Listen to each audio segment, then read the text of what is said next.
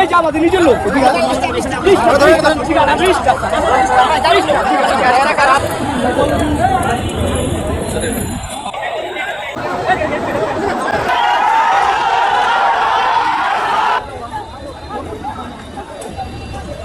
বলছি সবাই জনসাধারণ আপনাদের মনোযোগ আকর্ষণ করছি।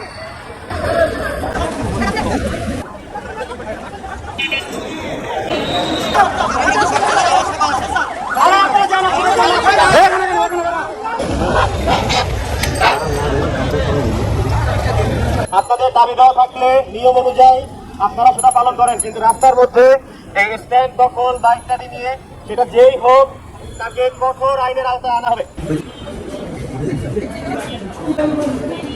আমরা সাধারণ মালিকরা সবাই মিলেমিশে আমরা ব্যবসা করতেছি।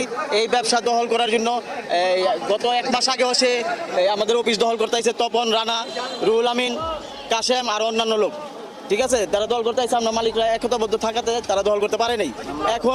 এখন তারা আজকে সকালে তাদের লোক টোক নিয়ে আমাদের সিটি বন্ধনের এই কাউন্টার সিটি বন্ধনের কাউন্টার দখল করছে এবং আমাদের সিটি বন্ধনের কাউন্টার সিটিটা তারা রং দিয়ে মুছা দিছে। আমরা সুষ্ঠুভাবে চাঁদাবিহীনভাবে যা পারি গাড়ি চালাইতেছিলাম, বুঝলেন। এর মধ্যে এখন তপন তো আমার ছোট ভাই, আমার মহল্লায় থাকা মিশনপাড়া বাড়ি, ছোট ভাই জোর করে অনেকে ফোন দিছে, আমারও ফোন দিছে, মহসিন ভাই আপনি আমার বড় ভাই এসে আমার সই দেন। আমি ওটা পরে চিন্তা করা যাবে, আমি এই মুহূর্তে সই দেবো না, আমি অস্বীকার করছি। তার এখন ওরা আবার নতুন করে পুরনো ওই টাকার লোভটা পেয়ে যে আমাদের বিএনপি আসছি আমরা দখল করবো। আমরা সাধারণ মালিক, কেউ বিএনপি করি, আগে জাতীয় পার্টি করতাম, 2-1 জন আওয়ামী লীগও করতাম, আমাদের মধ্যে দলাদলি নেই।